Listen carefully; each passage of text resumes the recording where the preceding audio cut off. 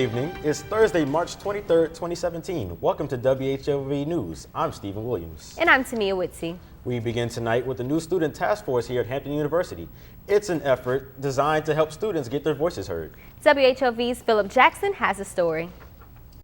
HU Student Task Force is looking to answer the needs for Hampton students. The organization stems from the School Student Government Association.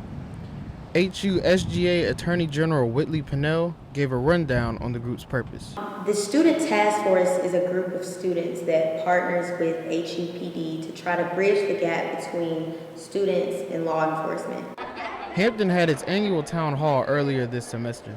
Many of the issues discussed involved dorm renovations and ticketing of student vehicles on campus. Frequent parking tickets are the first issue the task force is working on. Davidson is an empty lot, and they're planning on turning that into a parking lot for students. So we just want to see if we can find more available spaces for that as well. Hampton students have taken different actions to express their concerns. In some cases, all complaints have not been fully answered. The Student Task Force hopes to be that bridge of communication between students and law enforcement. Before, it was an SGA president who would just talk directly to the chief. The chief was invited into some cabinet meetings, for brainstorming things if you're close with the chief. But this is the first time that we've had like an actual group tailored and catered completely to the law enforcement on campus, to HUPD, and to the student body. The new Hampton Student Task Force has started working to pass a message between the student body and law enforcement. This is Philip Jackson with WHOV News. Well, it'll obviously be a while before we can gauge the effectiveness of the task force, but we wish it its best on its road to change. Just last week, Hampton City Schools proposed a $3.2 million increase for the 2018 fiscal year. This increase will give full and part-time employees a 2% raise and include $265,000 funding for the 4 high schools. However, the budget eliminates 27.5 full-time positions and includes 10 part-time bus drivers and 3 secretaries. The board will vote on March 29th to decide on the new budget. Get ready for this extravaganza as Hampton University hosts its 12th annual Easter by the Bay. Bring your family out on April 15th for this fun-filled event that's free. There will be face painting, games, a live DJ, and so much more for you to enjoy. Also, Bubbles the Clown, Peppa Pig, and the Easter Bunny will be there to celebrate. This event will be from 12 p.m. to 3 p.m. at 30 Strawberry Banks Boulevard. And Hampton University's professors Maureen Elgersman-Lee and Robert C. Watson recently received a 2017 Common Heritage Grant from the National Endowment for the Humanities.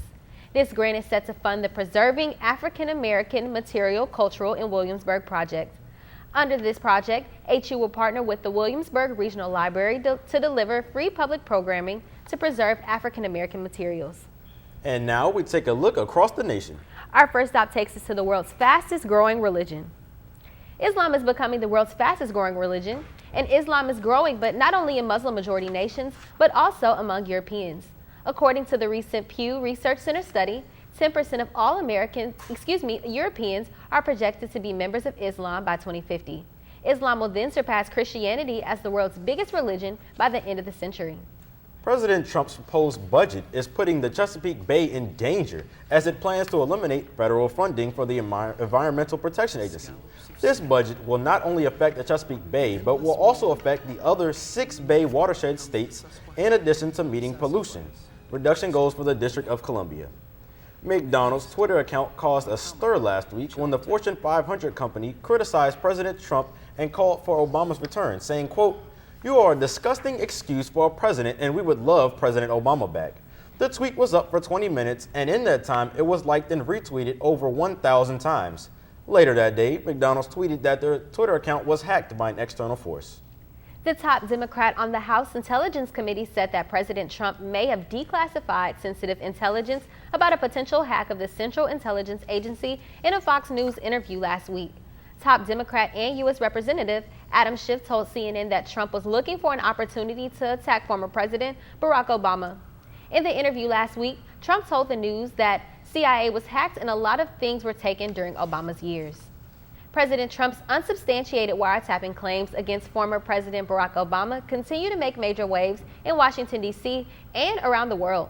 The latest shot fired involved the chairman of the House Intelligence Committee, who told reporters and President Trump yesterday that there were incidental Trump administration conversations caught by federal officials who were investigating possible Russian collusion with Trump supporters. Now, both Republicans and Democrats are now turning up the heat to have an independent investigation on possible Trump-Russian collusion, saying the chairman's actions were inappropriate and designed to protect President Trump.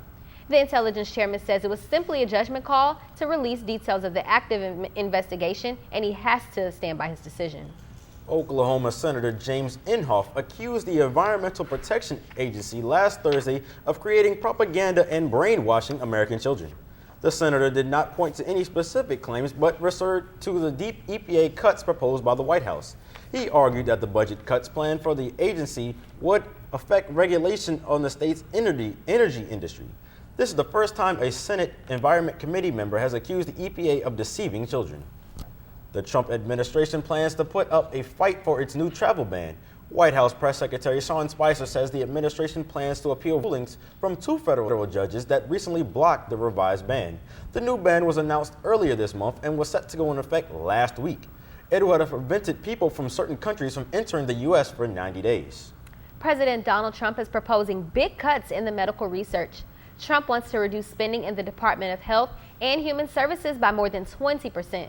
His proposal will cut the budget of the National Institutes of Health, which conduct and fund medical research, by $5.8 billion. We've had our first day of spring. Let's see if it gets a little warmer here in the Hampton Roads area. Our weather correspondent Leslie Dellisboard will be in the studio to give us a breakdown of the upcoming weather. And our Bloomberg report is right after the break. Stay with us.